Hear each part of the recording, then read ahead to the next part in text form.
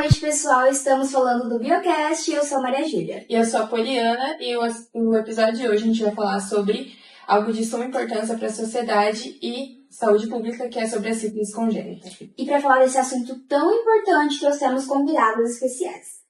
Boa noite, pessoal. Eu me chamo Laura, sou pesquisadora e atualmente estou trabalhando com agentes patogênicos. Boa noite, pessoal. Me chamo Yasmin e sou biomédica. É um prazer estar aqui com vocês. Meninas, muito obrigada por estarem aqui com a gente. E Yasmin, o que seria a sífilis congênita? A sífilis congênita ocorre quando uma gestante com sífilis transmite essa bactéria para o bebê, durante a gravidez ou no parto. Essa doença é dividida em duas partes, a sífilis congênita precoce e a tardia. A precoce ocorre quando os sinais e sintomas se manifestam a partir dos 2 anos após o nascimento. Mas, porém, como essa doença é silenciosa, a maioria das crianças entra em diagnóstico tardio.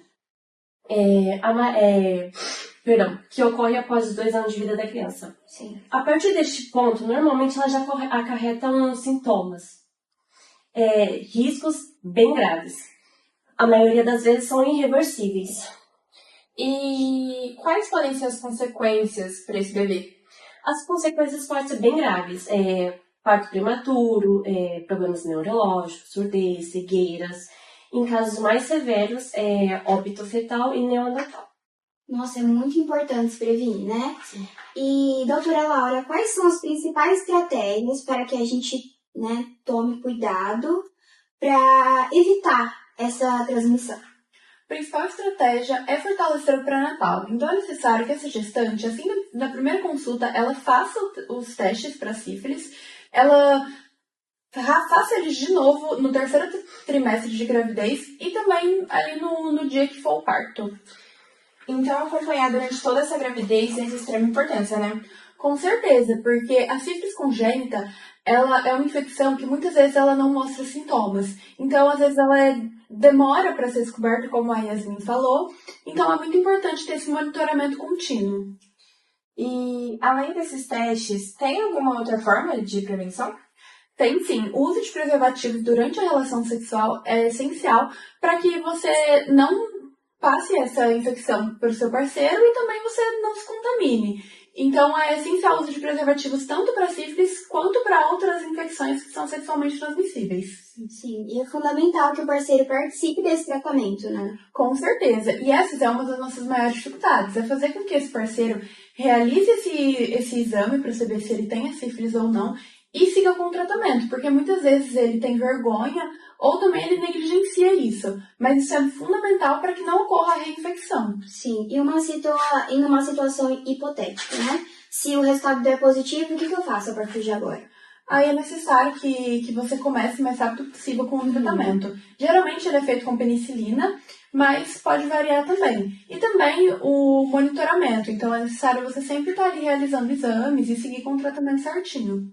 Então, dá para perceber que a informação e acompanhamento durante todo esse processo é muito importante, né? É sim. Tanto quando a sífilis ela é descoberta, assim, ela tem um diagnóstico precoce, é mais fácil de você tratar a pessoa e não trazer a gestante e não trazer problemas nem para ela nem para o seu bebê. Então, é fundamental tanto a informação para as gestantes saberem, quanto também fazer o tratamento certinho. Pessoal, agora a gente trouxe uma convidada, que topou compartilhar a experiência dela com a gente. Muito obrigada por estar aqui, Raquel. Boa noite, gente. Tudo bem? Boa noite. Fiquei um pouco nervosa, mas eu acho super importante falar sobre esse assunto. Com certeza. E fica tranquila porque aqui é um lugar seguro para falar e informar também as pessoas. Sim. Raquel, como que você descobriu a sífilis durante a gravidez? Foi durante o exame pré-natal. Eu tava com alguns sintomas já, mas como eu não conhecia nada sobre essa doença, eu nem desconfiei. E quais foram os sintomas que você sentiu? Eu tive algumas manchas avermelhadas na pele, principalmente nas mãos e nos pés. E aí eu já fui procurar o médico rapidamente para saber mais sobre. Só que eu achava que era por causa da gravidez mesmo. Sim. E isso é muito comum, porque as pessoas, geralmente, elas não sabem muito sobre a doença, sobre os seus sintomas, então é muito comum confundir com outras coisas e às vezes nem se preocupar, seguir em frente. Sim. E você ficou com medo do tratamento? Ah, eu fiquei com bastante medo, porque eu tenho muito medo de injeção. Então, e o pessoal falava bastante que doía, e realmente dói um pouquinho. Mas pelo meu bebê, eu faria de tudo. Sim. E depois do diagnóstico, como foi o tratamento? Eu comecei o tratamento com a penicilina, Uhum. e durante a gravidez eu fui fazendo exames com o médico praticamente todo mês, assim, toda semana. E depois desse diagnóstico, você permaneceu com os exames? Sim, eu fiz vários exames durante o pré-natal para acompanhar e para ver se estava tudo certo, né? Sim. E emocionalmente, imagino que você deve ter ficado assustado, né?